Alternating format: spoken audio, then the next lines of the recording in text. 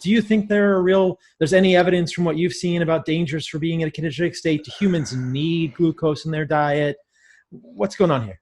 Well, so there could be some context-driven stuff. If you are a CrossFit Games athlete, right? Maybe we could make the case that purely ketogenic isn't going to be the best option.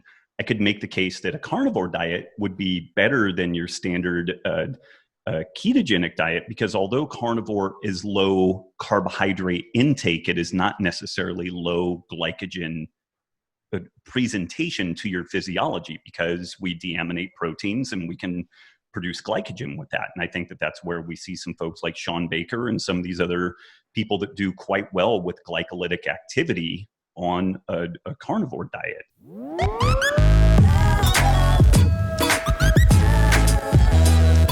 Welcome to the Fundamental Health Podcast. I'm your host, Dr. Paul Saladino. This podcast is the result of my relentless search to understand and correct the roots of chronic disease and illness. In this podcast, I will share with you everything I have learned about how to live the most healthy and radical life possible. Thanks for joining me on this journey. What's going on, you guys? I hope that you are living radically. I have some super exciting news. Many of you may have seen on my Instagram this week that my book is now available for pre-sale. So you can go to my website. You can go to carnivoremd.com, look for the subheading, or on the top of the website, you'll see the heading for the Carnivore Code, which is the name of my book. And on that page, you will find links to pre-order the book through my publisher, which is Indigo River. And you will be part of the exclusive group of people who are pre-ordering and supporting me and get special invites to a private Q&A session with me live via Zoom or Skype this December. So if you pre-order the book, if you support me that way, you will get invited to the private Q&A with me in December. It'll be a live Zoom. You can sneak in there with your questions and ask me whatever you want. I'll probably hang out for 2 hours. I'll record it and release it on the podcast afterwards, but you guys will have me at your disposal for your questions when you support me with the pre-order of the book. Thank you so much for that. You can also go to thecarnivorecodebook.com, which will redirect to the webpage on my website. And then you can go to Indigo River, where you can pre-order the book.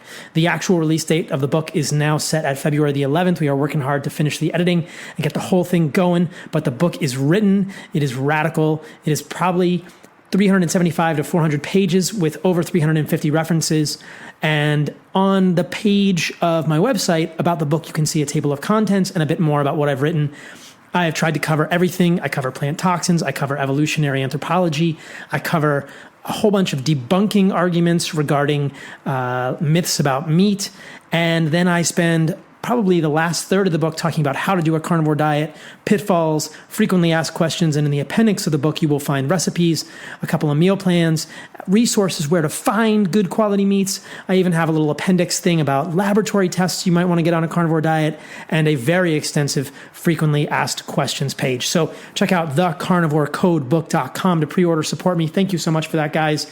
I want to see you in that private Q&A. Order the book ahead of time and support me, and I will appreciate you even more. And if you appreciate this podcast on whatever platform you are on, iTunes, Stitcher, whatever, please leave me a review. It is how we get this podcast out to the world. It is doing so good, but thank you for that. And so my guest on this week's podcast is none other than the legendary Robb Wolf. He is known for his 2 times New York Times bestselling, Wall Street Journal bestselling books, The Paleo Solution and Wired to Eat.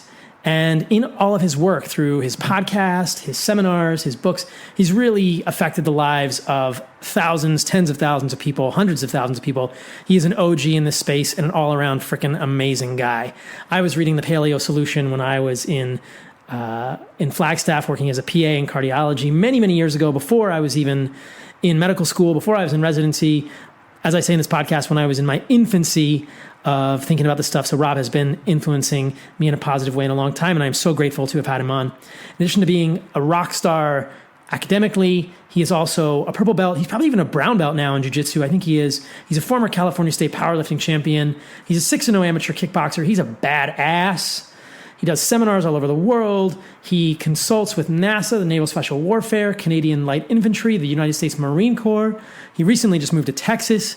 And I can only hope that he and I will cross paths in person soon. So enjoy my conversation with him. We talk about a wide-ranging number of things. Benefits of ketogenic diets, potential limitations of ketogenic diets, where he lands on the spectrum of diet now, what kind of stuff he's working on. And exciting for Robb, as you'll hear in this podcast, is that he has just started a new podcast called The Healthy Rebellion Radio. Check that out.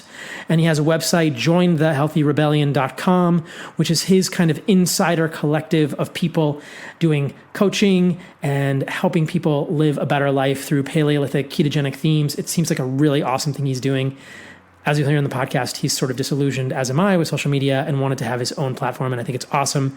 And I think we should all support him there. So check out his new podcast, The Healthy Rebellion Radio, and check out jointhehealthyrebellion.com. All right, you guys, December 14th and 15th, White Oak Pastures, White Oak Cella. It's going to be amazing. I hope I'll see you guys there.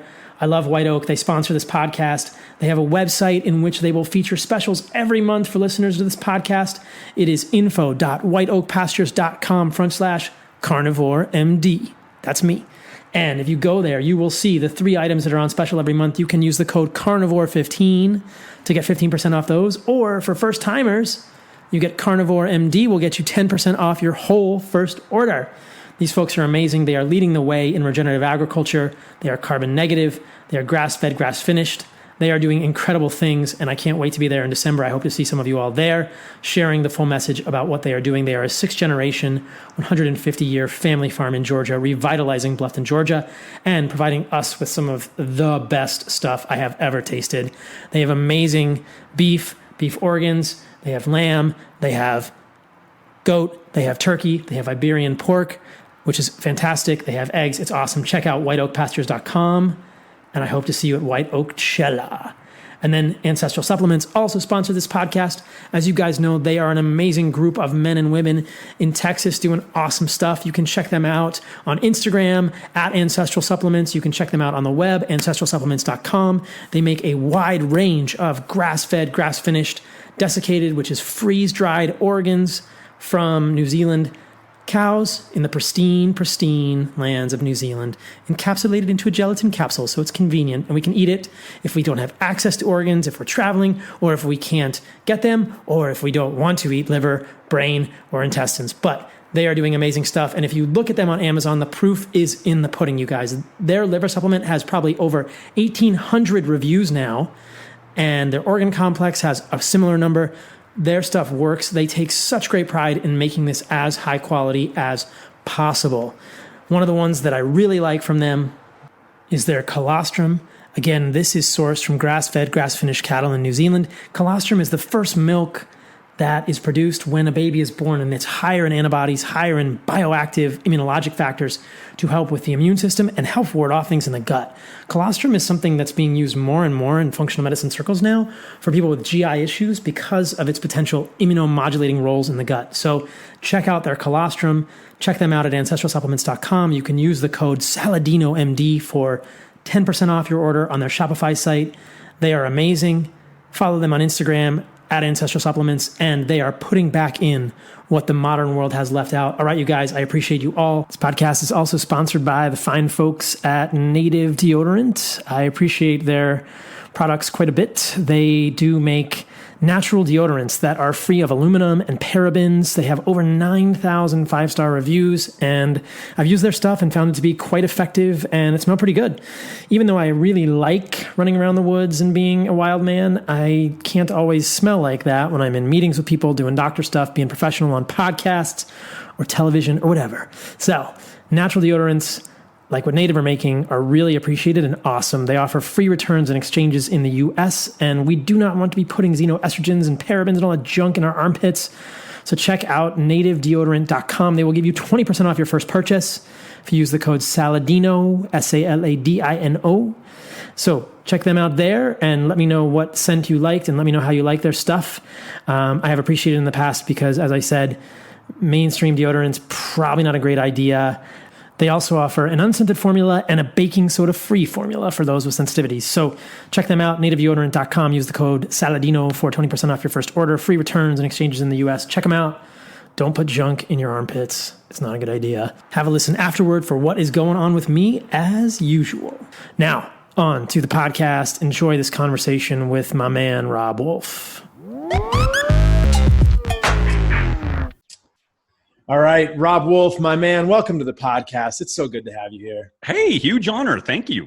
Oh, man, I am honored. You know, I have been reading your stuff since I was even, before, when I was a PA, I was reading your stuff. I remember reading Lauren Cordain. I remember reading, the Paleo Diet. I remember reading the Paleo Solution. And so you have been within my psyche since before I was even a larval person in the functional medicine or, ancestral health space. Wow. So it's really cool to have you on. But, I think that we were just talking before the podcast about what's going on with you and sort of your journey. But I'm sure that many readers are familiar with you very much, but why don't you give us a timeline of your progression and kind of what you're doing now with your diet, what's happened for you? Because I know, you've been writing best-selling books for over a decade now, and I think did a fantastic job with the Paleo Solution in terms of making those ideas incredibly accessible to the general population. But walk us through sort of where that started, those ideas, and what we've progressed to now, because I think that along the way you've gotten interested in ketogenic diets and now even more toward a carnivore diet like we talked about. Yeah. So way back, I was a cancer and autoimmunity researcher. I was thinking about going to medical school. When I really looked at the folks that were in my prospective medical school class, and I kind of looked at what their values were and kind of what they were facing as far as paperwork and all that stuff, I was like, I don't know if I'm totally cut out for that, and it was right around this time that I discovered that a multi-year gut issue that I had was ulcerative colitis. It also happened that the overlap of that multi-year gut issue was when I was tinkering with a vegan diet, and I moved to Seattle, and I didn't see the sun for a year, and and super stressed out grad program, like super extended. I don't think a vegan diet will work well for me under any circumstance, but stick me near the northern or extreme southern latitudes. And if you want to see me like auger into a mountainside, like an airplane, like that's a pretty good recipe. And so I'm about 165, 170 pounds right now. At the low ebb of my ulcerative colitis, I was 125, 130 pounds. Wow. And just malabsorption, yes. Nails were cracked and falling out. My hair was falling out. I was shoveling food down all day long, but it was coming out largely unchanged. As many plant foods do. As many plant foods do, funny enough. Yeah, the corn kernel doesn't really alter that much from lips to hips, and so and I don't want to like spin out here, but there were some interesting circumstances that popped up that got this ancestral health paleo type diet idea on my radar, and just basically this idea that maybe grains and legumes could be immunogenically problematic for people. Maybe these things have anti-predation chemicals and all this type of stuff. So my first foray into ancestral eating was actually an Atkins book, and was actually effectively like a ketogenic diet, but I would say more high protein, low carb versus low carb, high fat specifically, in kind of retrospect. And that's the way that I've largely eaten for 22 years, with variations here and there. I remember when Paul Jaminet's work, which I highly, highly respect. Paul's a brilliant guy, but he was really beating the drum of resistant starch and kind of some hazards around ketosis, which I tried to make, safe starches work. And I just felt horrible on it. Like it crushed me. I can do a little bit of really selective carbohydrate feeding and, post-workout or pre-training or something. But it was, it felt like the mating dance of a tropical bird, where you had to like wiggle your butt and shake a wing, and like you had to get everything just right to make it work. Or I could just eat low carb and things were pretty good. And right. I would I would say the one missing piece that I had historically within that whole story was I probably wasn't taking in enough sodium the whole time until I met my good friends Tyler Cartwright and Luis Villasenor of Keto Gains. And I kind of presented what I was doing to those guys. And I was like, what do you think? And they're like, you're not getting enough sodium. And I said, no, man, I salt my food. I'm good. And of course, you bring people on as your coaches, and what do? You ignore them for at least a year. And then finally you acknowledge that, yeah, okay, you guys were right. So that was kind of a big development. And then before we started recording, I related the experience I had that my GI problems have improved markedly over the course of time, but I still had kind of on the loose side. Like I've never had problems with constipation. I've always been a little bit more on the loose side. And I've noticed that when I travel somewhere tropical and warm, that things improve dramatically. Like my carb tolerance improves, digestion improves. I kind of poop like a teenager. I like to joke. And when we moved to Texas, my digestion improved dramatically. And we were also talking a little bit. I also like Jack Cruz. He's a real character, but people go a little Jack Cruz crazy sometimes. And Reno, which is where I'm from originally, was more sunny than where we are here. So I don't know if it's the temperature, the humidity, or what, but something changed with being here. My digestion was better than it's been in 30 years. And I had basically like 6 weeks of that. And then I got some sort of food poisoning, some sort of foodborne illness, and I was absolutely crushed.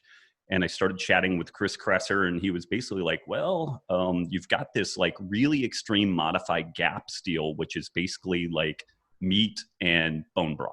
And that's what you get to do for a while. You mean like the gut and psychology syndrome diet? Yeah. For people who are not familiar, the GAPS diet is sort of low FODMAP, but not entirely. It's one of these sort of SIBO, small intestinal bacterial overgrowth type diets that is often prescribed. Yeah. So he prescribed a GAPS type diet for you. Yeah, and like the extreme GAPS intervention, which is basically no fiber or very little actually in that story. They do let you do some things like peeled carrots, but you have to cook them until they're nuked. But I just noticed I was doing worse with them. Like I would get some sort of vegetable matter in my gut, and it was bad news. Like it was a good hour of my life lost in the commode. So and we did all kinds of testing. We talked a little bit about that. Like I did SIBO testing. Don't have SIBO. We looked for pathogens. I was slightly elevated in streptococcus bacteria, but it was like a tiny bit. And if you dig in the literature, it's like, yeah, that can cause IBS stuff, but it's like, I mean, mine was bad. And we even looked at this idea that he had around anti-vinculin antibodies. There are toxins that are in certain pathogenic gut bacteria that their proteins look very similar to proteins that we have in our gut. I was negative on the anti-vinculin deal. And I went a good 8 weeks, 12 weeks, just carnivore and, bone broth. And then I slowly started reintroducing like some mixed berries that I actually cook pretty well, put a little bit of coconut flakes in them, and it's kind of like a compote deal. But I'm basically... and it's interesting, just as an aside, within the carnivore gig, when my gut was doing well, historically, I would get acne from dairy consumption, like yogurt or cheese or anything. I would get like the acne around the chin. I had none of that while my gut was doing really well. And then it kind of got worse while my gut was inflamed, and now I'm able to do a little bit of yogurt and stuff like that, just to kind of mix things up. But I definitely, I have a visceral reaction looking at any type of salad or like stir fry or something. Like I can feel my guts just kind of twist a little bit, and they're like, do you curse on the show? We try and keep it pretty clean. Okay. I appreciate it. Yeah. I want to curse. I want to curse so bad, Rob. But my gut says heck no. So Right. And so I know I'm just like jabbering like an idiot now, but that's kind of the process I've been in, and although I'm kind of known as the paleo guy, if you look back at my first book, it was basically a ketogenic recommendation, cap things at about 50 grams of carbs a day, do that for 30 days, reintroduce food, see how you do. I coined the autoimmune paleo diet concept. And, moving forward, it's interesting. I know you're a huge advocate for the carnivore diet. I would not be surprised if the carnivore diet ends up proving to be more effective for a host of autoimmune and GI related issues than the autoimmune paleo diet. And really, at the end of the day, it's much easier to implement. Like the AIP protocol, I push back a lot when kind of ill-informed dietitians and healthcare providers say that restrictive eating is going to lead to disordered eating and whatnot. Yes. But following AIP is like the most complex religious ritual that you could imagine. There's just so many moving parts to it, whereas just kind of like wiping the slate clean and just saying, well, we're just not going to eat anything that's potentially immunogenic plant material. God, man, the results have been really, really stunning, and very, very comparatively easy to do. Like if folks can just kind of wrap their mind around what the allowables are on that. Yeah. I really like the autoimmune paleo protocol. I think it helps a heck of a lot of people. And I think that things that you can quote unquote eat on an AIP protocol can still trigger the gut for a lot of people. Right. They're still going to have potentially immunogenic molecules, whether it's an oxalate, phytic acid, a non-commonly thought of lectin, or other plant toxins that in some people could create gut inflammation, which is why carnivore is so cool. And it's been a rabbit hole for me too. That was kind of my journey as well. I didn't have an inflammatory bowel disease, but I had eczema and autoimmunity, and I was never incredibly sick. But at times in my career, or I should say my athletic career, when I was doing a lot of jiu-jitsu, I had some pretty darn bad eczema. I went to the hospital with cellulitis. Interesting. Okay. I went to the hospital with cellulitis related to eczema, and have had some pretty darn bad autoimmune flares of my atopic dermatitis that prevented me from doing the things I wanted to do. Okay. So that was my motivation throughout my history to kind of keep eliminating things, going from AIP to like low histamine, blah, blah, blah, blah, blah. And then eventually ending up in carnivore and thinking, wow, this is super cool. Right. And I think that, the point you bring up is very well taken. I actually recorded a podcast yesterday with our good friend, Dr. Michael Ruscio, and he brought up this fantastic point. In his clinic, he is often using a carnivore diet now too.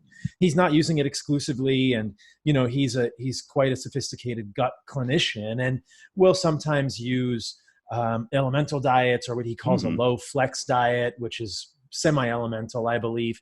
But he made a statement that I thought was pretty insightful, that he felt like the less healthy your gut is, the less people are able to tolerate plants.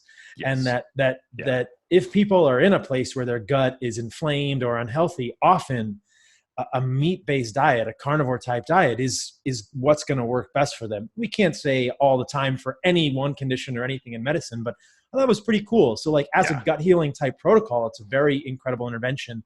I'm sort of, taking it a step further. And I talked about this with him as well. Like, does it work for people long-term? We're still learning. And what is the best, practice for long-term use of a carnivore diet? But I think that for people, as you're seeing, and your example illustrates this, when our gut becomes unhealthy or inflamed, plant foods, generally speaking, piss it off even more. Right. And it's fascinating for me because I could make an argument that humans should, and I hate shoulds, but we'll put a should in there. Humans should be able to be like trash compactors. Like we're omnivores. We should just be able to plow through like anything. And when you look at some free living hunter-gatherer societies, even horticultural societies, they're pretty robust. They can eat a wide variety of foods. And yes, some of them are shorter and some of them have, dental issues, all the Weston A. Price type stuff. Got it. But they're not suffering Western degenerative disease. Right. So there's something interesting there. But we aren't those people. We don't live out in the environment. We're not eating the intestinal contents of herbivores that's fermenting in their gut. We do use antibiotics, and thank God we have them, because lots of people would die. Like, it was not that long ago that just getting a a staph infection on your face or something like that could be a fatal proposition. But there's a trade-off with everything in biology. Nothing is a free lunch. And are we seeing some of the after effects of things like antibiotic use? And then clearly the refinement of our diet is dramatically altering our gut. And I had a really interesting conversation with Erica Sonnenberg of the Sonnenberg Lab in Stanford. And these are the folks that are implementing like the Human Gut Project, and they're living with the HUDSA, sequencing their gut microbiome and everything. And they noted that there was some sort of a weird deal where the HUDSA received like a mountain of just corn. You know, it was some aid program, and they didn't necessarily need it, but they got it. And they started eating just basically like hominy type corn kernels. And they, they just plowed through it because it was easy. And it changed their gut microbiome towards a westernized gut. And you could really make they weren't eating corn chips. It was as unprocessed as you could get, but it shifted them towards a more westernized profile. And that more westernized profile means that you are less likely to deal with oxalates. You're more likely to have histamine issues, and on and on and on. And so my rambling point here is that it's fascinating because I see these folks in what I'll call the evidence-based nutrition scene. And usually they work with figure competitors, and that's the extent of their contribution to the world. And you and I probably both know who I'm largely talking about. Norton. Yeah, and so they will go through extreme acrobatics to justify like the consumption of sugar and refined food and all this stuff. But we know for a fact it's going to alter the gut microbiome. And I don't have an answer to this. I'm not suggesting I have an answer, but you cannot talk out of both sides of your face. On the one hand, saying the gut microbiome is important and we need diversity and all that stuff, and still justify the consumption in any amount of refined foods. And that's just kind of like, I don't know that you can really escape the science on that. If you want to beat this drum that we should eat as varied a diet as possible. And I would generally agree with that. But if you end up in a spot, like, the only reason why I'm as good at this stuff as I am is because I've been the toughest nut to crack out of anybody that I've really worked with. Like Ruscio's worked with me, Chris Kresser has worked with me. Kresser has had some significant gut and health issues, and we're kind of like the most complex cases that we've ever seen. And so I just keep fiddling and trying and fiddling and trying. And what I've largely rattled down to is this kind of keto, carnivore kind of gig is where I seem to operate the best. And I would love to see people able to eat as varied a diet as possible, but at the same time, if it's causing them health issues, I don't know that we can really, justify ignoring the fact that we have some really viable alternatives, that can reverse overt disease states. And especially if those alternatives are nutritionally comprehensive and replete, and sustainable, then that's sort of that's my clarion call. That's right. That's my battle call to people is like, hey, look, if a carnivore diet has all the nutrients we need, and those are sort of my ongoing conversations with Chris Masterjohn, and as far as I can tell, it does. And physicians are not trained in nutrition, but we all have the ability to like do nutritional research, and that's been right. I've been deep in that rabbit hole forever. And as far as I can tell, an OSA-tailed carnivore diet doesn't really lead to long-term nutritional deficiencies in humans. And we can talk about some of those nuances if you want. But, if we have that alternative, it's completely viable. Like, let's use it when we want to. You brought up a couple of things that I'll counterpoint there. So Lauren Cordain, and Boyd Eaton did a couple of papers that I'm sure you're very familiar with from the 80s and early 90s, looking at the hunter-gatherer diets and looking at their macronutrient ratios, what they ate.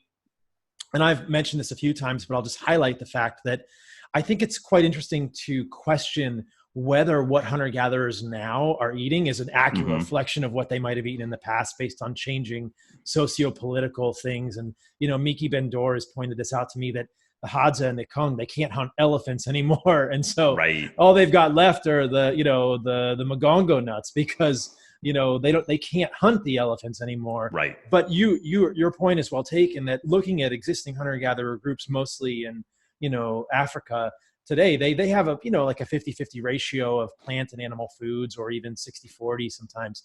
And as you highlighted, some of the observations of Weston Price are quite revealing. He looked at the Kikuyu, and then which are a group of kind of the more pastoralist hunter-gatherers, and compared their robusticity and body shape and size to people who ate more meat, and found that the latter group was like, hey, they're more jacked.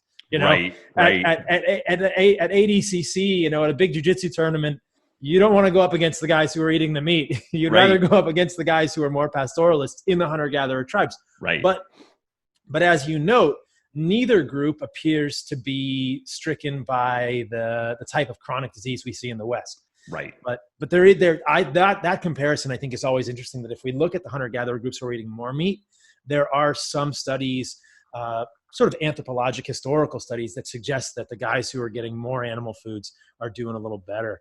Right.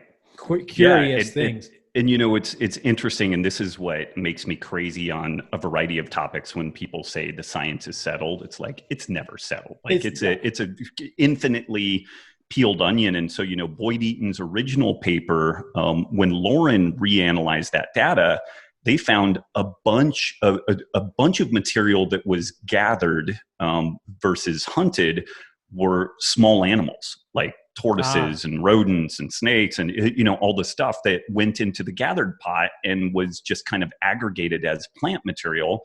So there's that piece that even Lauren's part updated and ended up elevating the protein intake dramatically within his story. And then recently the journal physics.org had a piece talking about the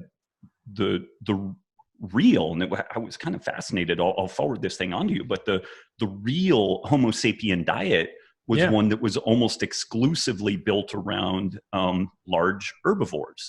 Because it was making this case around like the Pleistocene, transition and massive grasslands, and like the world was just rich with this megafauna that was feasting on all this grassland. And that is probably where a significant chunk of kind of our macronutrient epigenetic genetic programming kind of got dialed in. And if you look, this is more germane to Northern Europeans, but the research that's been done by the Max Planck Institute looking at folks, hunter-gatherers that lived both in Great Britain and Europe at large.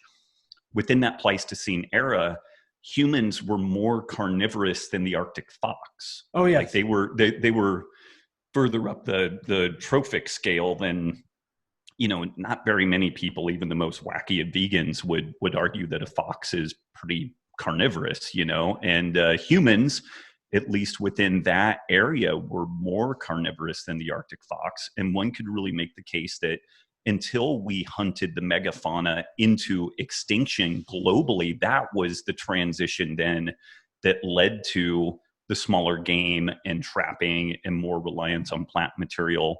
And one could make the case that because Homo sapiens, relative to some of our other closer living ancestors like Neanderthal, we were a little bit more adaptable, a little bit more crafty in exploiting these other niches. But and you made this point already, it seems that anything south of a modern westernized diet is probably a good idea, but then there's kind of a spectrum of where's kind of the optimum that we could find within that, and probably a higher protein and animal product intake is arguably better for folks. Yeah. So I think you're referring to the stable nitrogen and carbon isotope studies, right? Yeah. I've talked about these before as well. I don't know if I've talked about it on this podcast, but yeah, these are some fascinating studies that can tell how far up the trophic level a fossilized human or Neanderthal was based on the collagen in their bones, looking at the stable D15 nitrogen and the C13 isotopes in their bones. And as you're suggesting, I think they also compared them to Arctic fox and hyenas. Yeah. So known carnivores at the time, we were higher up the trophic chain, meaning getting more of our protein from or the majority of our protein from animals rather than plants, because Right. plants accumulate less of these stable isotopes than things higher up the chain. So we can see in our collagen how far up the trophic level we are by looking at these. And it's the title of the paper was like, early humans and Neanderthals were high level carnivores. Like that's what they said. Like we were getting all of it from there. So yeah, it's quite fascinating. I want to go back to another thing you mentioned on the diversity piece in the gut, because this is fascinating to me. So, I had this conversation with Michael Ruscio too. We should just wrap him in for a 3-way sometime. But the diversity piece often gets brought up by people like Chris, and hopefully I can get Chris on the podcast soon, Chris Kresser, because I think he and I may be able to have some good discourse about the gut microbiome and the lack of fiber. But I just want to point out, and maybe you've seen these studies as well, that that there's no evidence that plant fiber actually increases our gut diversity. Mm-hmm. And I think one of the things that we're going to see moving forward when we do more microbiome research, hopefully we can get this done, is that getting a diverse gut microbiome or getting the optimal microbiome might actually not be about getting a wide diversity of foods.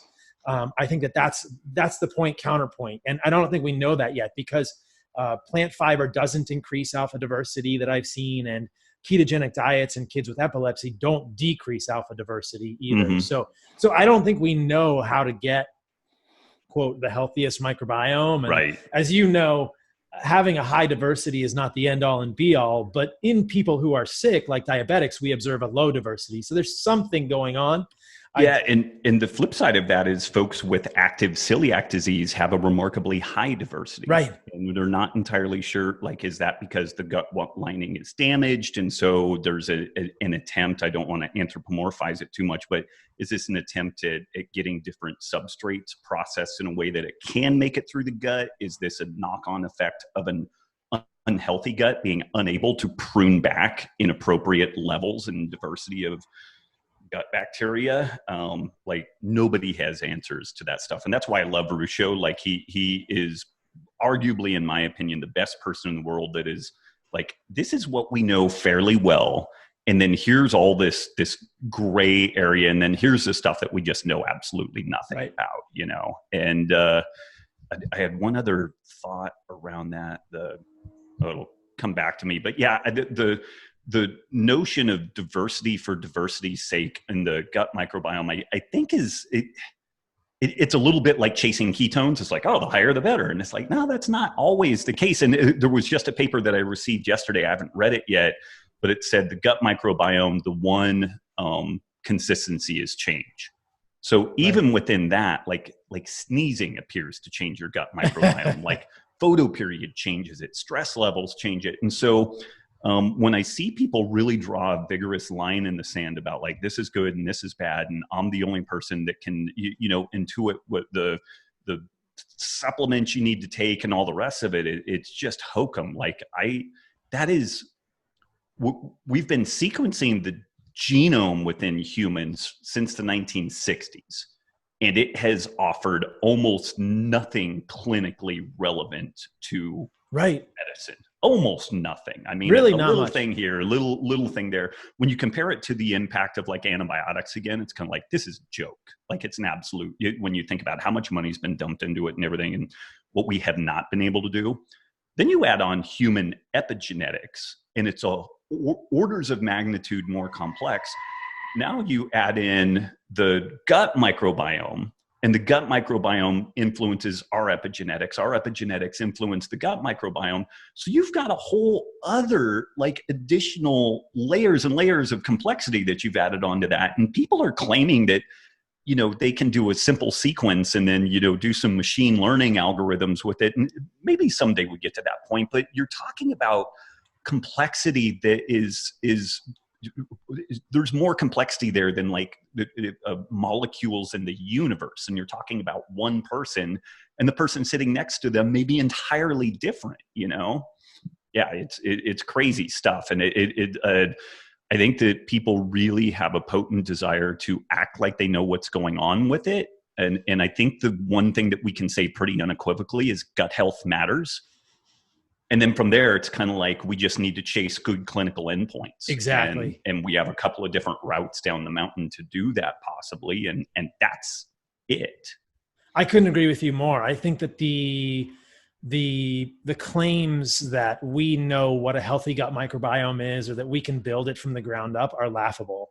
Right. And they're misguided, and they're hurting people, and they're usually driven by revenue, and it's Viome or another company or one of these. I mean, I think there was this big push in the last 5 years to create these either DNA-based algorithms or gut microbiome-based algorithms to tell you what to eat. And they're to me, they're all hogwash. It's just like, that is worthless. You cannot do that. Like, people are just getting so swindled. This is the new snake oil. It's like the information age snake oil. You cannot, I just don't think that we have anywhere near the amount of information to look at the species level data about someone's gut and say that's healthy, that's not. The clinical outcomes are so much more valuable. And here's another piece of that. So they're looking at the species level story. Just because you have a particular species of bacteria, what you're assuming is that it has the DNA to produce a particular protein.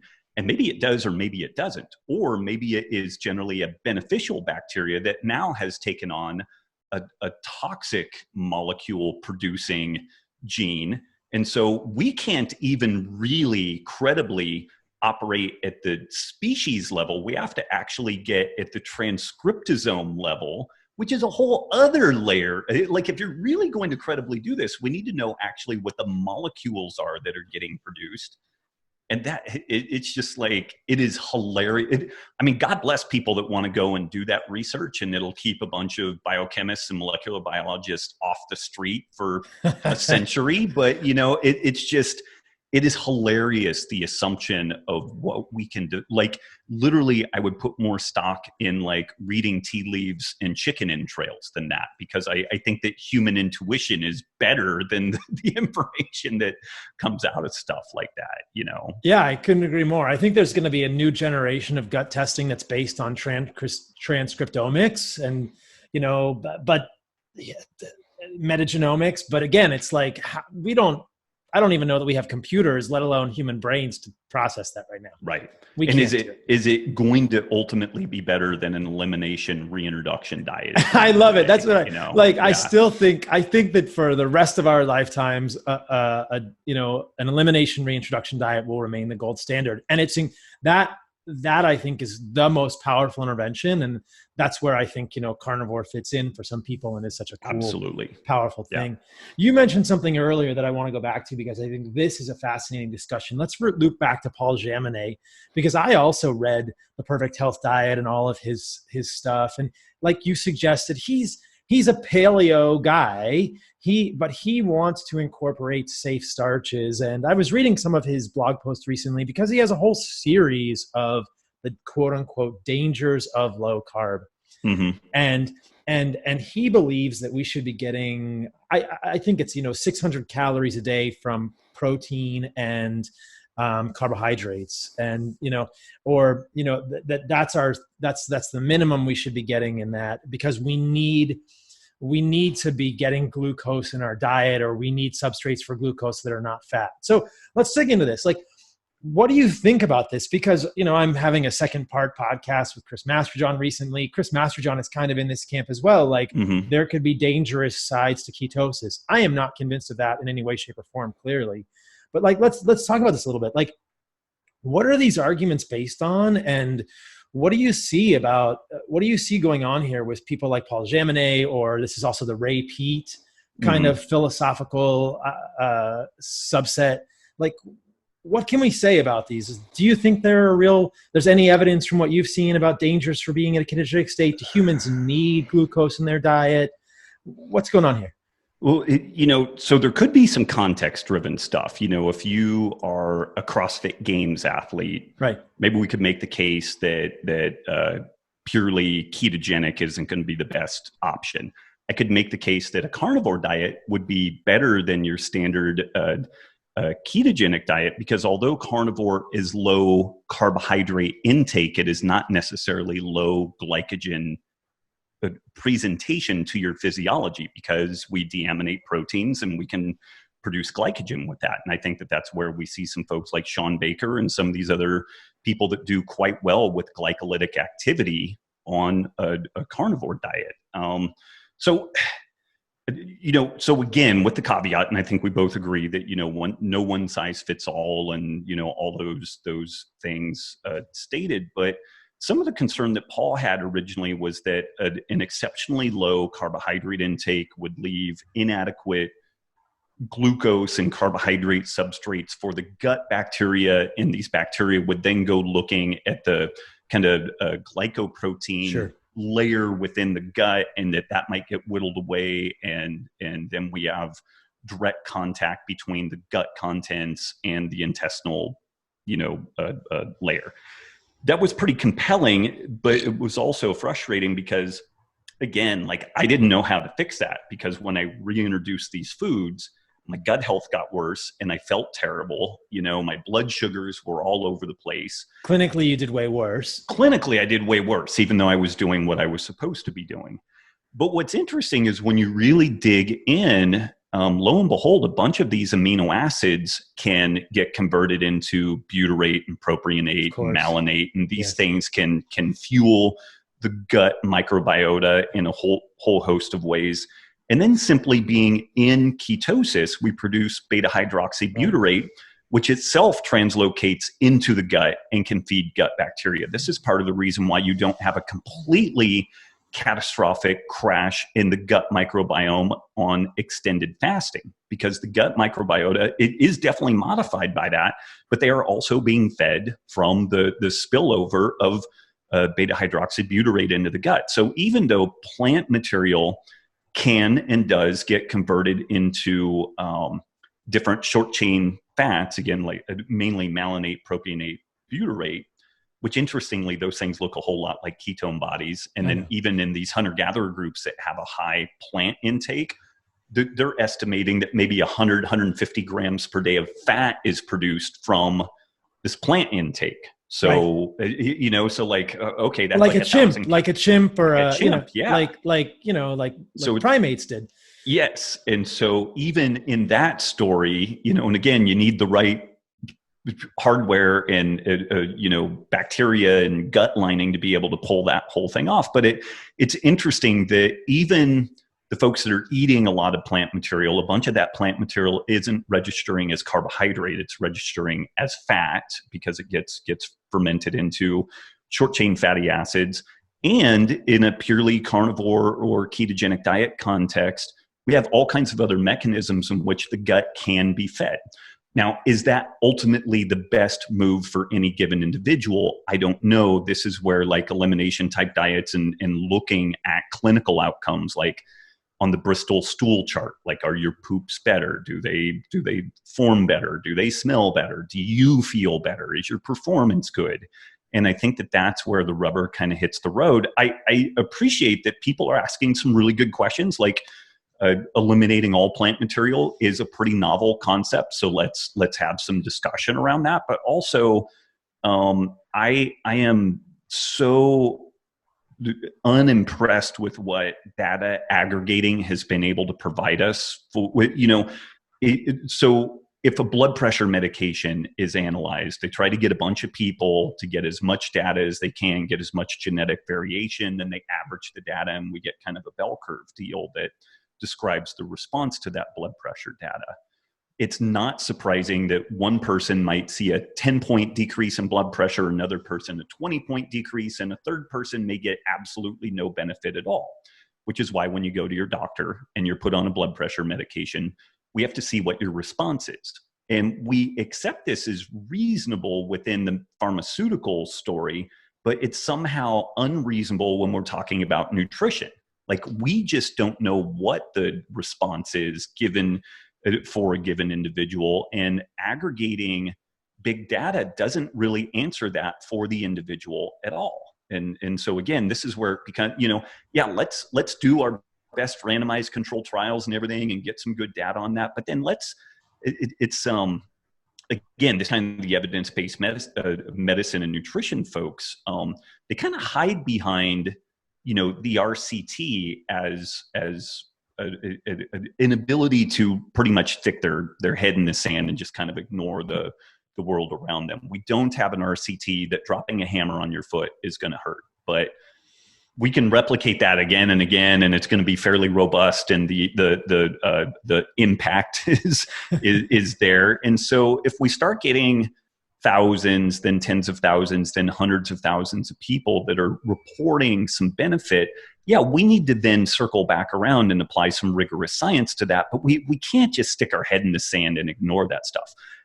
Maybe we're not seeing something. That's where the rigorous science comes in. But, I just read a paper yesterday that, and this is a little bit of a diversion, but the fascia around muscle is actually contractile tissue and actually directs some of the contractile signaling within the muscle.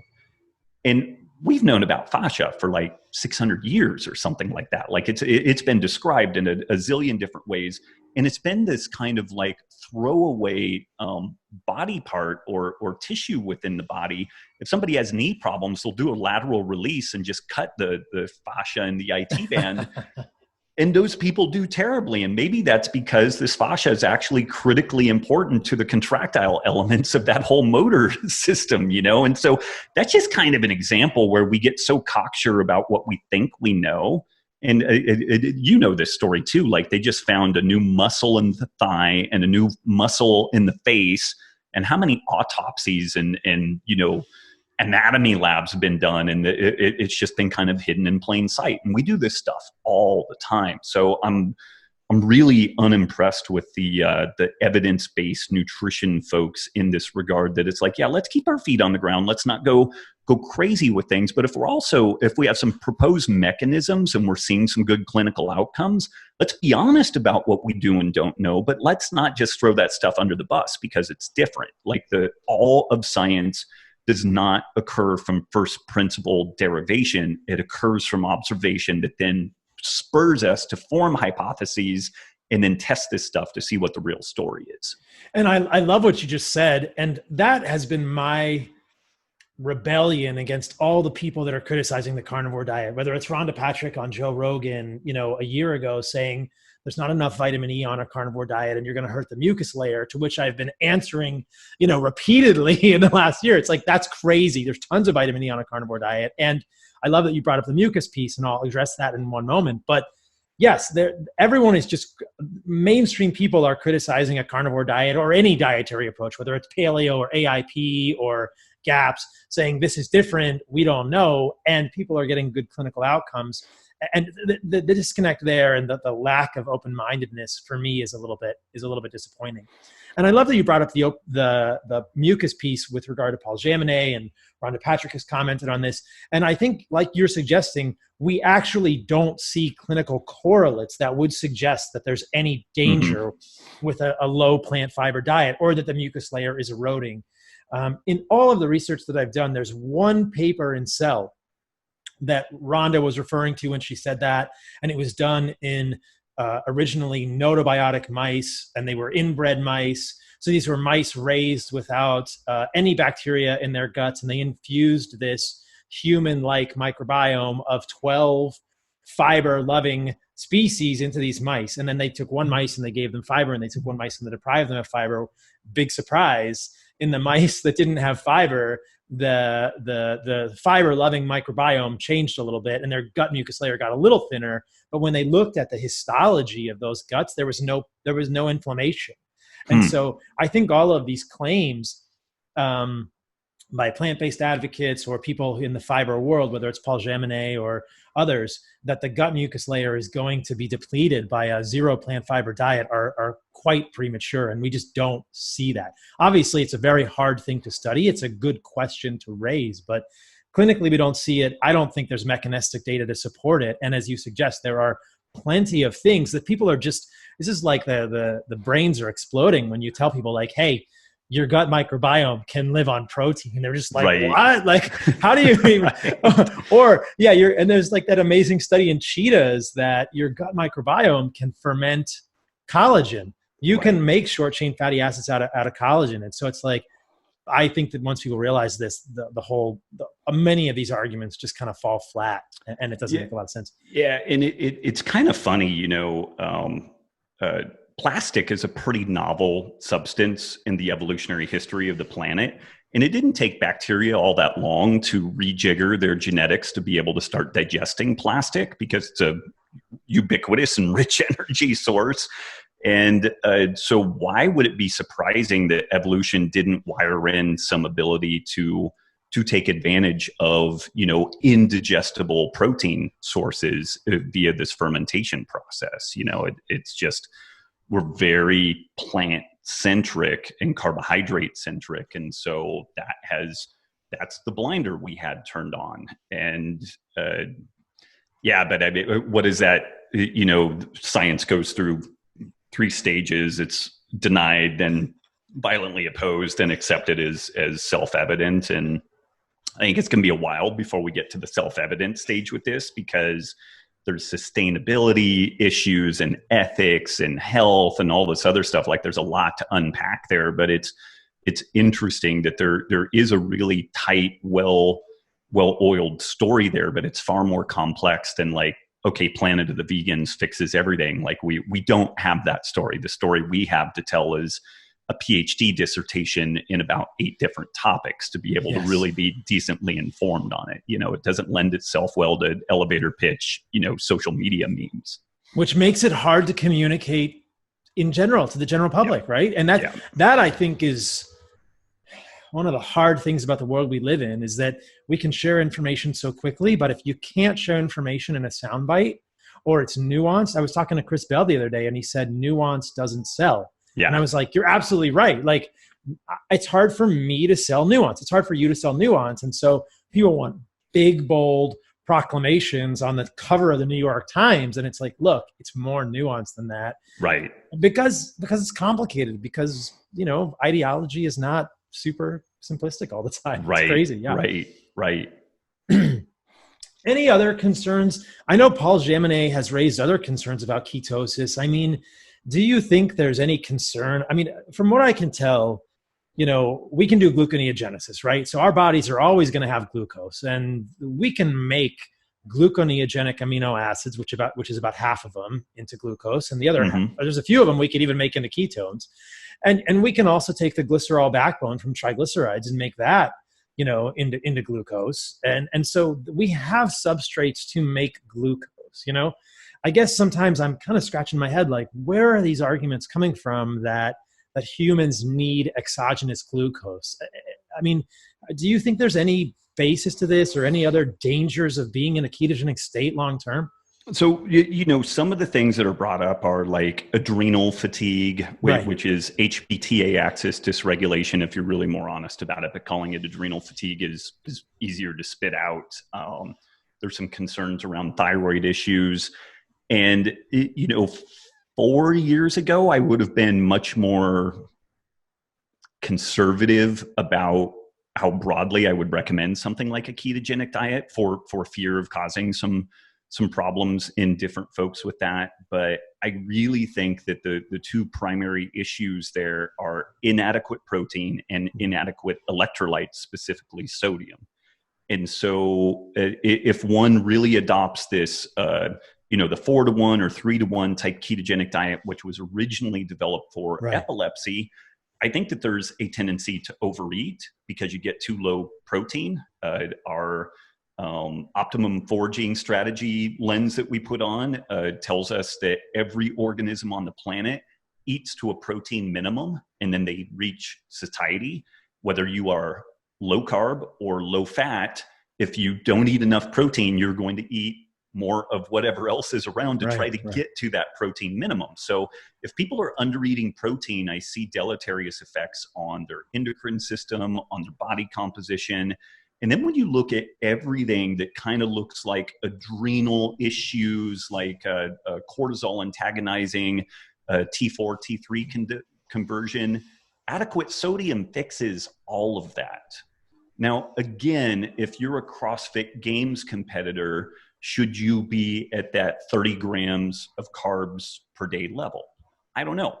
Maybe not. And what's interesting is the folks that are keto fueled and doing really high physical activity, they may be taking in 100, 200 grams of carbs a day, and they are still always in ketosis because their relative glycogen demands are so extreme that the body partitions all of that glucose into the muscles. It barely even hits the liver, and it certainly doesn't contribute to, additional fat mass. So even within that story, there's a really remarkable spectrum where, if people are burning through so much glycogen that their glucose demands are massive, then that carbohydrate intake barely even registers. But again, there are other routes to that, which is just simply eating more protein. And I'll defer back to Charles Poliquin, who had observed that folks who are insulin resistant but doing high intensity training, he recommended that they do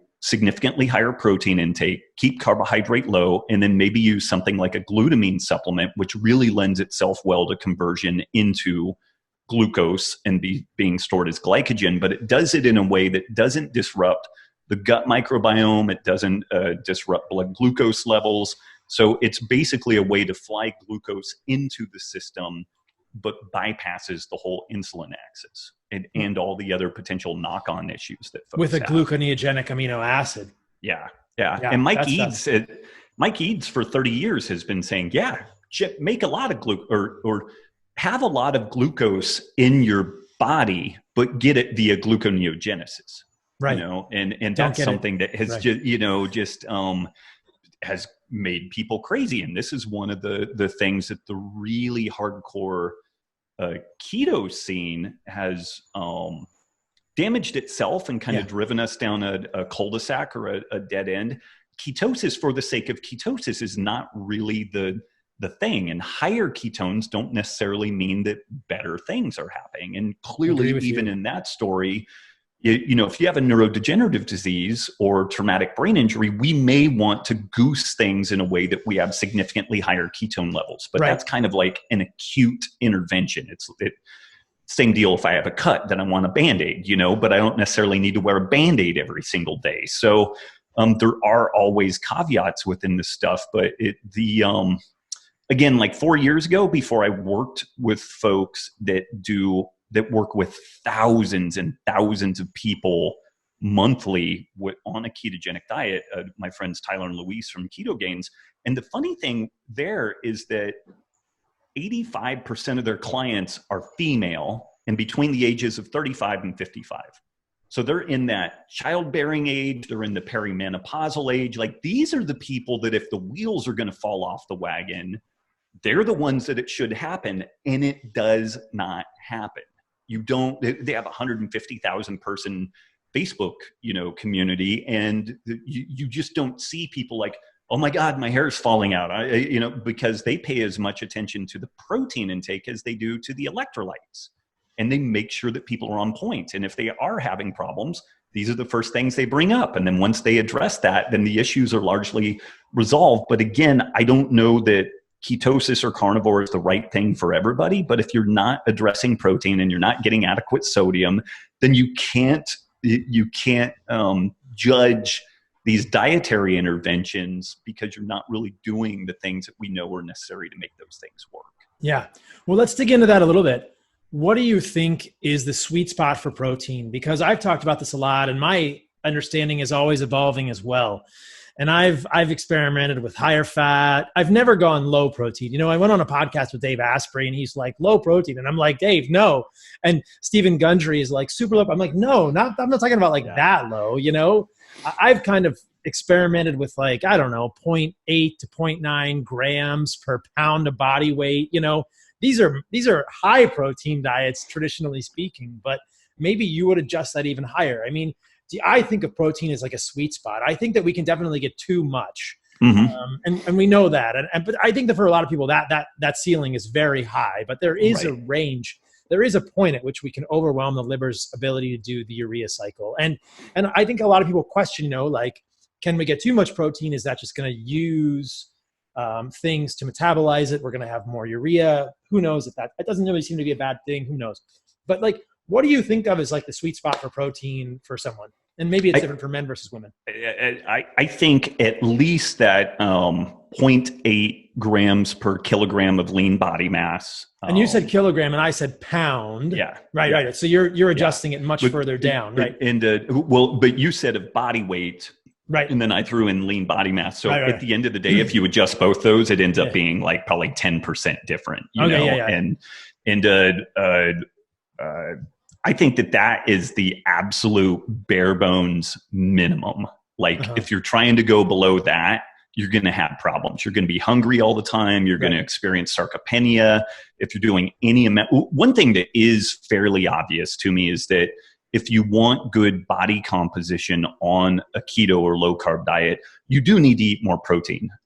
Bill Lagakos has done some great analysis of this. And like, if you're eating at that 4-to-1 or 3-to-1, you know, kind of classic ketogenic diet ratio, that may work for a while for like a weight loss change, like if you're type 2 diabetic, but it's not going to lead to like really good body recomposition.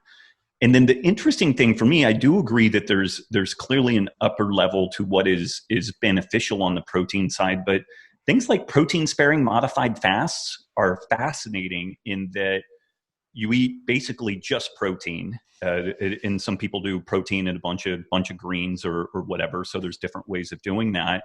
Lift weights daily. Doesn't have to be exhaustive, but you hit some weights daily, but you're in a really massive caloric deficit.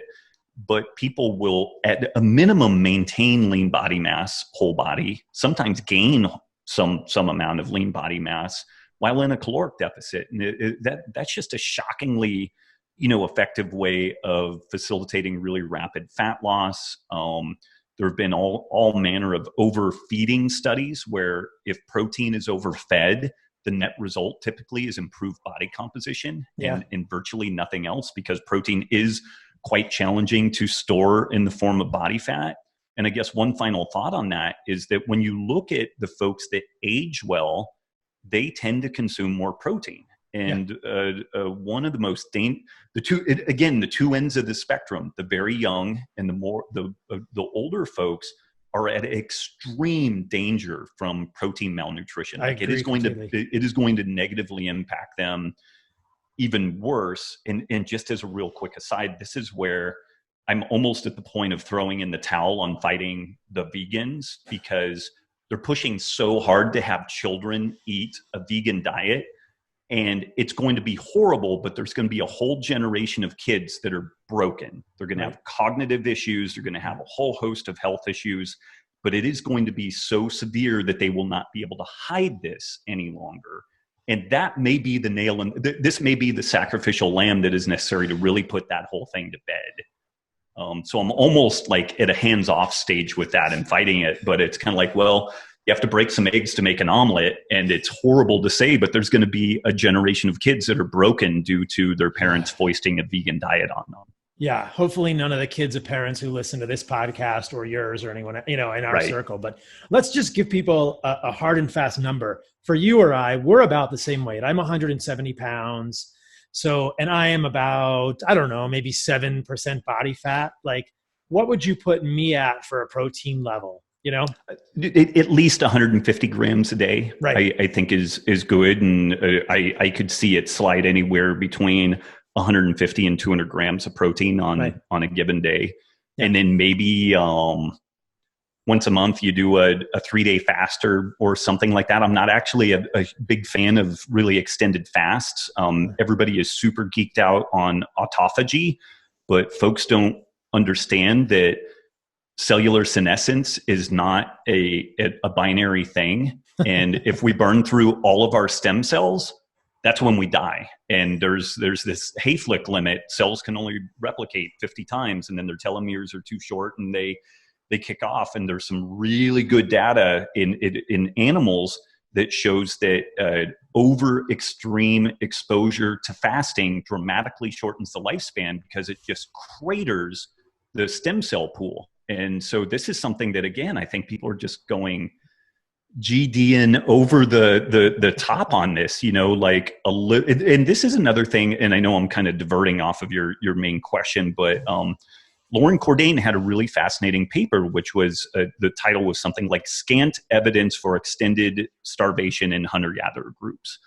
Some degree of hunger and just simply not chronically overeating is our ancestral norm. Right. But going weeks on end without eating, even days on end without eating, is not remotely in our ancestral norm, because within the ancestral, it was only with the advent of agriculture where we had removed everything else from the environment except the few starchy food sources that we had. Starvation didn't really occur. You could get up and move, or there was always something else that was edible. Right. And population density was small enough that it could support this thing. So some degree of hunger was consistent. We didn't overeat all the time, but we didn't fast for 5 days out of every given month in the way that people are doing today. So I think people are super freaked out about mTOR and IGF-1 and aging. And I think that they're going to drive into a brick wall doing that stuff. I think so too. I'm interviewing David Sinclair this weekend, and he's been talked about a lot and has this interesting idea about methylation clocks, which are called the Horvath clock. And one of the things he talks about is that by the way we eat, we can affect the epigenetics of our DNA, and that might be actually how we age. And so he's pushing NMN. And I'm thinking, that's silly, like, why would you push a molecule like NMN when you can get that on a low carbohydrate state? Right.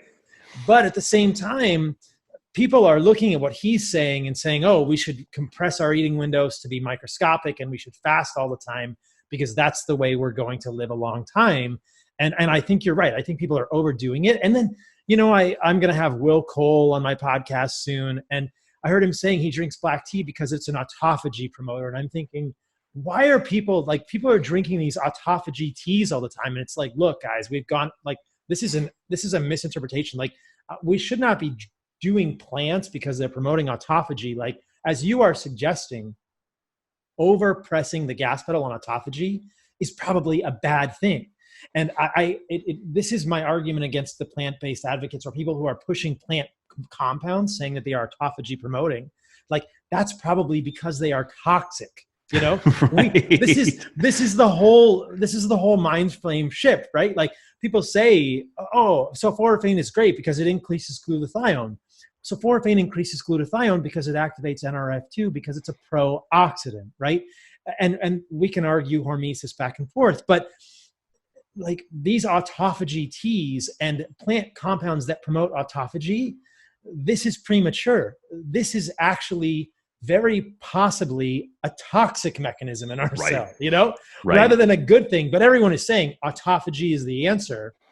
And I think, why would a plant molecule promote autophagy in a human? Again, we don't fully understand this, but I think that the most plausible explanation is that it's triggering a cellular defense mechanism in response to a toxic insult. It's not a good thing. Right. I love that you highlighted that. Let's spend a little bit of time talking about electrolytes, because this is your jam, and I think about this a lot all the time. So you've mentioned, the two things you said, we're getting enough protein. I couldn't agree with you more. And I think that at this point where I stand is that people are going to have to look at the fat to protein ratio and see what works for them. I think, previously I talked about higher fat on carnivore, and now I'm sort of like, well, I think people can do it both ways and see what works for them. Right. And you're emphasizing the sodium a lot. I've thought a lot about these electrolytes. How much sodium do you think we need as humans? And walk us through this, because as many of the listeners will know, if we limit sodium too much, we're going to get insulin resistant. We don't want that. Right. Yeah. And, this is a point that I super diverge away from Lauren Cordain's work. Like, he was of the opinion that low sodium intake was a critical feature of kind of emulating the hunter-gatherer past. And I think one of the big challenges that we have is that in our modern world, sodium is synonymous with processed foods. Right. Whether it's jerky or a Cinnabon, like, it's got sodium in it. And so we know that processed foods are generally problematic. So then sodium kind of gets thrown under the bus with that. Most people are insulin resistant. If they're insulin resistant, they tend to have elevated aldosterone levels. Once aldosterone is elevated, we retain more sodium. Sodium elevation in the system causes fluid retention, elevated blood pressure. And if you want a good recipe for cardiovascular disease, just like hyper, fill and pressurize your arterial bed. Right, And right. we've got a good thing there. So there's some problems with sodium in the modern dietary context.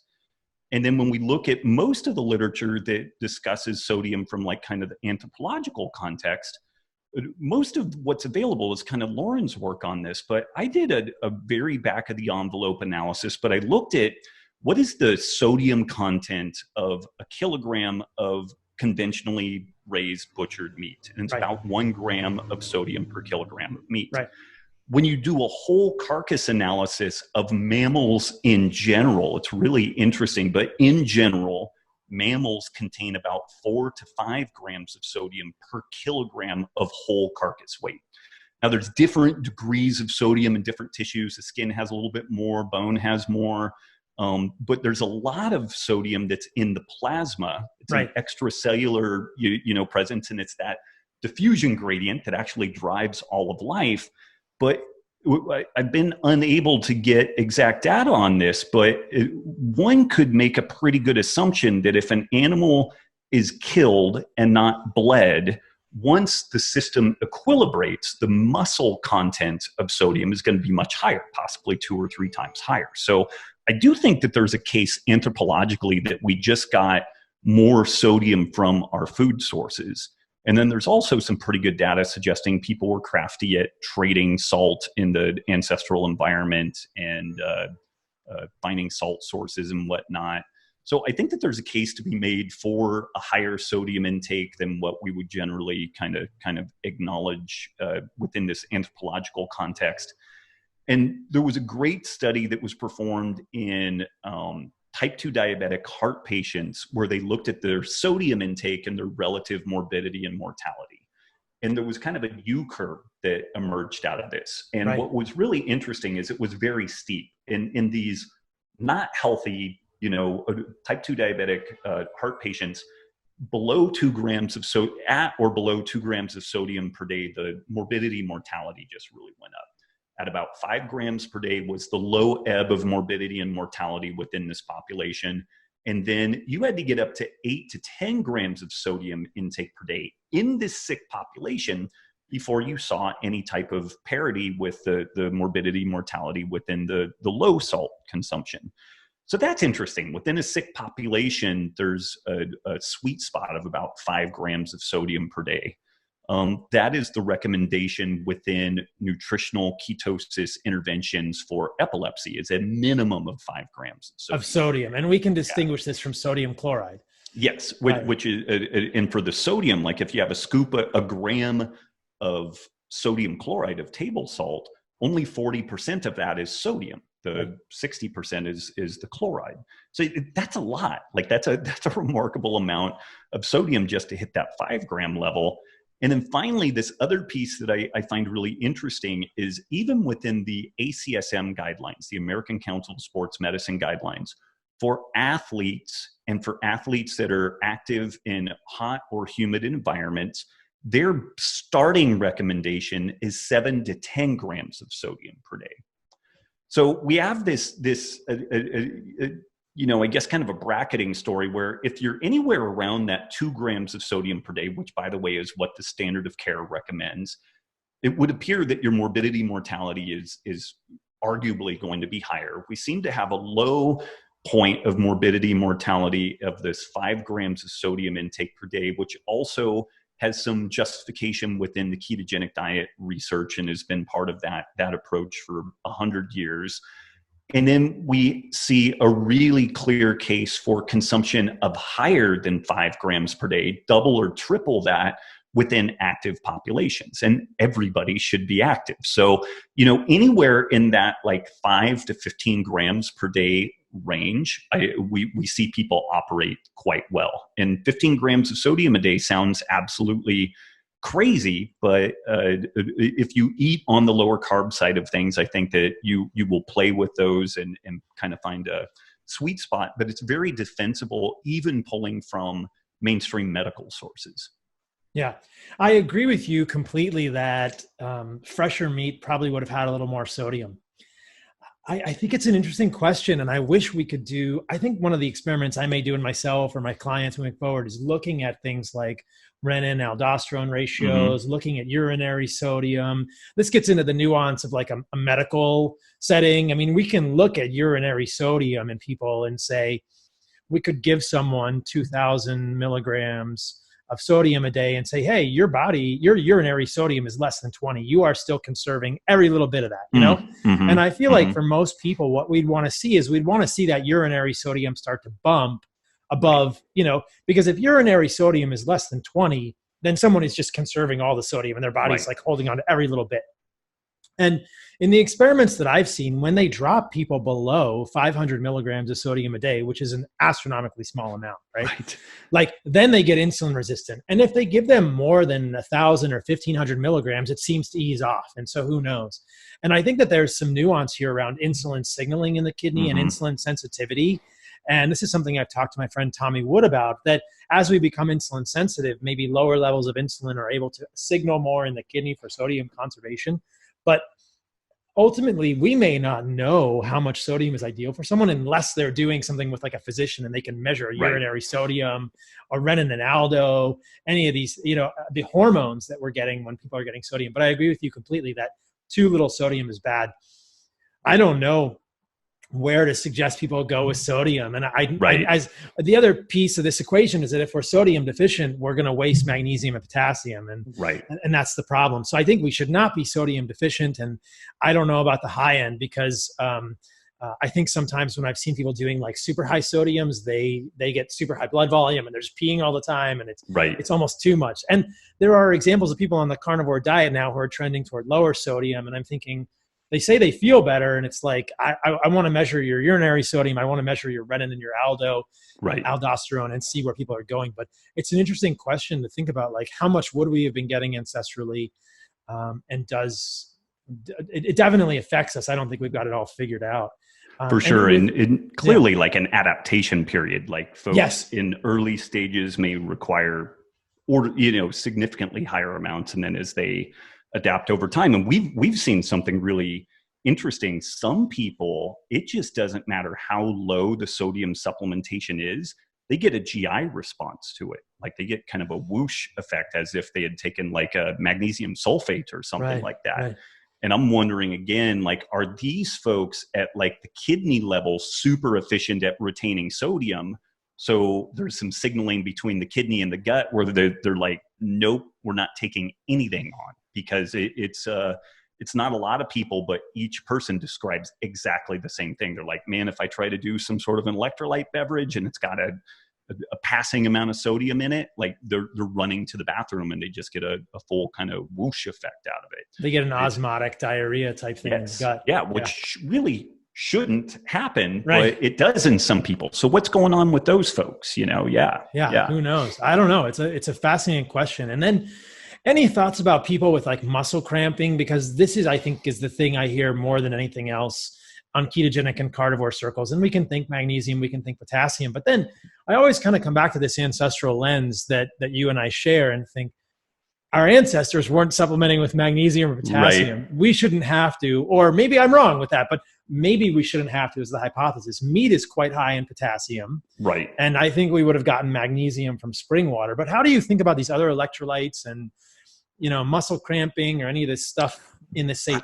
I think it's mainly sodium driven. I mean, if you lethal injection is a concentrated potassiate solution and you get one final heart cramp and it's done. and to undo that, you would try to lavage the person with sodium. You know, I mean, if you were to try to like ping pong back and forth between that thing. So clinically, I've noticed that folks that are experiencing any type of muscle cramps, like magnesium and potassium supplementation, either are ineffective or maybe sometimes make the situation worse. It's almost like hyperhydrating and overly diluting the electrolyte pool. And sodium really seems to be kind of the magic, ion in that story with regards to reversing the muscle cramps. Like we've had folks doing jiu-jitsu, and I mean, like, big dude, like just about like full body cramp, like hamstrings, biceps, triceps, and he'll do it. So, shameless endorsement for the Element product that we formulated. Oh, it's a great product. People should definitely I'll similarly endorse it. But he, the guy drank one of those, and it just like you could see him just kind of like unhinge in about 5-10 minutes, which is about where you start seeing some gastric emptying and a reintroduction of sodium to the system. Mm-hmm. So I would tend to default to the sodium is the issue. And what's interesting to me, and again, this is maybe self-serving because I've got an electrolyte company. So with that, disclaimer put in place, but even the FDA recognizes that you need to be much more vigilant about overdoing potassium than you do sodium. Like, finding a vigorously loaded potassium supplement is hard and or illegal because of some complication issues. Whereas we have a remarkably higher kind of LD50, like on sodium. Like you can screw up sodium both on the higher and the lower end significantly more than you can potassium. Like potassium is a little bit tighter reins as to when you're going to experience like some really deleterious health issues. Yeah. And I've seen the same thing too. Some people will take magnesium, potassium, and it makes it worse. And so I've tended to just focus on the sodium and think, we can probably get magnesium from good quality water. Potassium, we're going to get in meat. And then people are listening to a lot of this mainstream ideology saying we need tons and tons of potassium. And potassium is some sort of panacea. And I'm thinking, oh no. Like 5 milligrams or 5 grams of potassium, 5,000 milligrams is a astronomical amount. That's way too much potassium. I had someone submit a question for the Ask Me Anything episode of my podcast I released a couple of weeks ago, and she said she was taking, tons of potassium citrate, and I'm thinking that's not a good idea. You should not need to take teaspoon quantities of potassium every day. That doesn't make any sense. I think we should balance it with sodium, and we shouldn't be overdoing these things.